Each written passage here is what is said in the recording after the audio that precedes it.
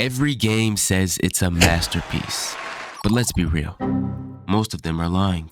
Welcome to Good, Great, or Garbage, the series where I play games that you're talking about and some that you probably should have ignored. We're talking new releases, underrated gems, and just some overhyped disasters. And there can only be three outcomes: good, great, or garbage. Please do keep in mind that these are all my personal opinions based on my experience with the game at the time of recording. I may not know everything about the game, so just bear with me. Greetings, Skays, and welcome to another episode of Good, Great, or Garbage. Today's episode is actually going in a different direction in terms of the games we'll be playing from this video and every video that might follow this one. As always, before today's video begins, if you do find yourself enjoying today's video, please subscribe and check out some of my older content. The algorithm doesn't push out a lot of my videos, so they do get shown little to no love. It occurred to me recently that there aren't really a lot of underrated Roblox games that people don't know about that are also worth mentioning. It's either I find a game that's underrated and I don't like it, so there's no point in making a video on it, because why would I make a video on a game that has little players and I already don't like it? I'm just shitting on a dead project already, and that's just not cool at all. So in today's video, and maybe a lot of other future videos, like I said, we'll be taking games from the Roblox charts. With that out the way, the game of today is Anime Final Quest, a game currently sitting on the Roblox charts that has over 10,000 active players, 170,000 favorites, and over 50 million visits. But what is all the hype about? Today's video will have a lot of general points that don't exactly have to do with Anime Final Quest itself, but some takes I have on why games like Anime Final Quest are constantly trending on the Roblox charts. Hopping into our first chapter of today's video, the game's overview. Loading into the game, you're spawned in a futuristic lobby where you're given a lot of icons to interact with. I mean, a lot of goddamn stuff on your screen. After walking around for about 1.5 to 2 minutes, you get a very strong feeling, or I got a very strong feeling, of Blue Lock Rivals and Basketball Zero because of the similarities in the UI. And I mean, it was dang near copy and paste, bro. I'm not sure what Blue Lock Rivals did to the platform exactly, but they definitely revolutionized something going on in these charts. Now, I ain't feel like going through each and every NPC that was just sitting there to see what everything was, so I decided, let's just hop in and just get a feel for the game. And I think games like this spend a lot of time working on graphics and cutscenes instead of the actual gameplay loop. Loading into the mission, you're tasked with defeating multiple waves of enemies that increase in power as the waves increase, with the boss spawning on the last wave or every 5 waves. So to sum it up, it's a wave hack and slash PvE anime based game. I get a really strong feeling of Anime Mania and Anime Dimension Simulator. Now, I don't know if you know those two games, but Anime Mania was another wave-based game that came out a long time ago. And Anime Dimension Simulator was trending a while ago, and it was kind of, a dungeon wave anime game. But they both remind me of it because of the wave system and the cool VFX that make you want to get rare clans or abilities. After your first mission is over, that's pretty much the whole gameplay loop. You kill enemies wave 1, you kill enemies wave 2. Same thing for 3 and 4.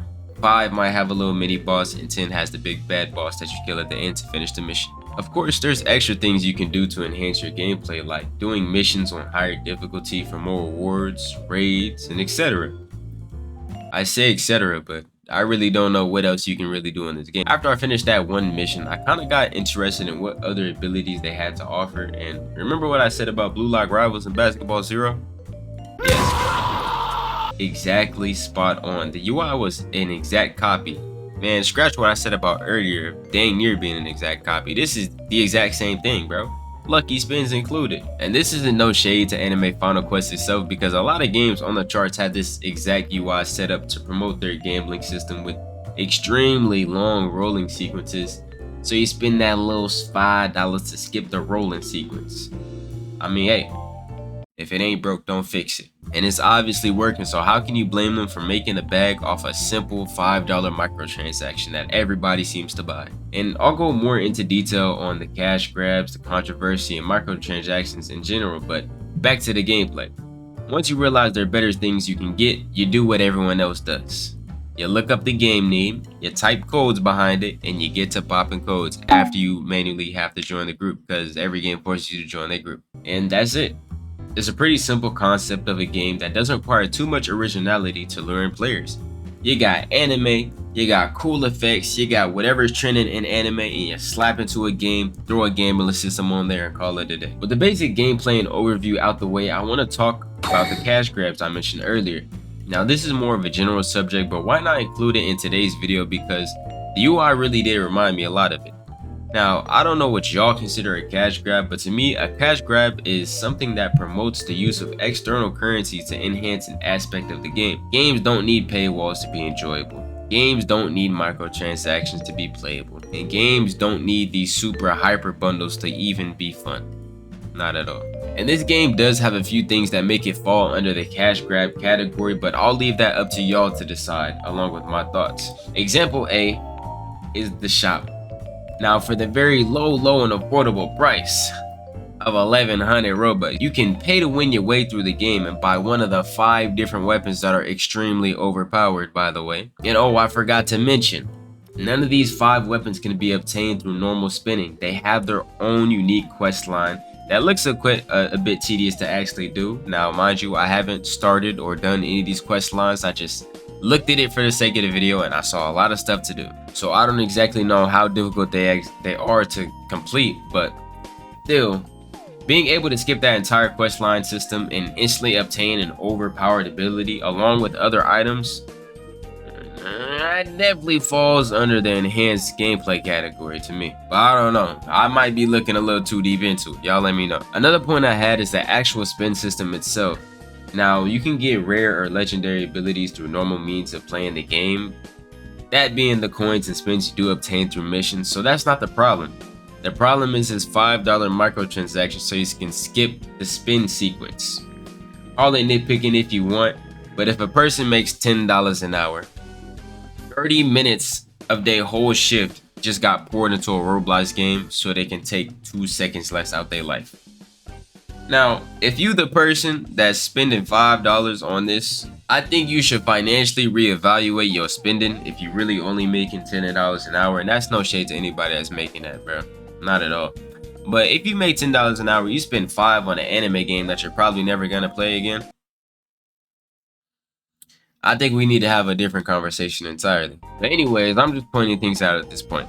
A lot of the charge games have a very big issue with microtransactions that players buy on a daily basis to enhance their gameplay, and I'm not sure what year this actually became a trend, but these Roblox devs are making bags off these microtransactions. We got Roblox devs buying supercars and everything at the young age of 19 to 20 because of these endless amounts of microtransactions on these slot games. Now back in the day of OG anime Roblox, we didn't have these microtransactions to enhance our gameplay.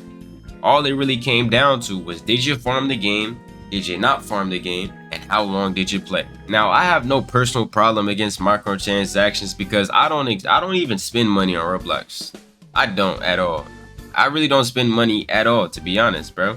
But being able to skip half the game and instantly obtain overpowered items is where I gotta draw the line on just a moral level.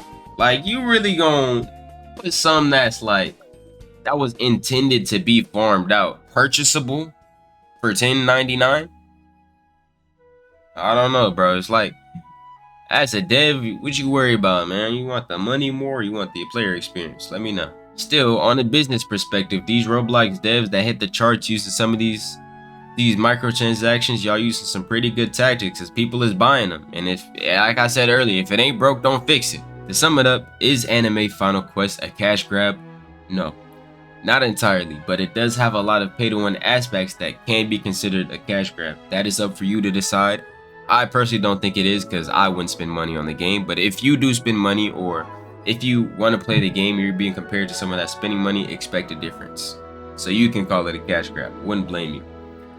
Now, I really don't have much more to say about this game because, for one, I played it just for an hour to get a general feel for the game, and two, there just wasn't a whole lot to actually experience in terms of gameplay and new gameplay content. With that, let me know your thoughts in the comments down below, and like the video while you're at it. If there's any devs or content creator managers that want me to review their game, DM me on Discord at atsuya__. And with that, Hope to catch y'all in the next episode. And if there's any games y'all want me to see me play, please recommend them down below. The list is getting shorter. Peace.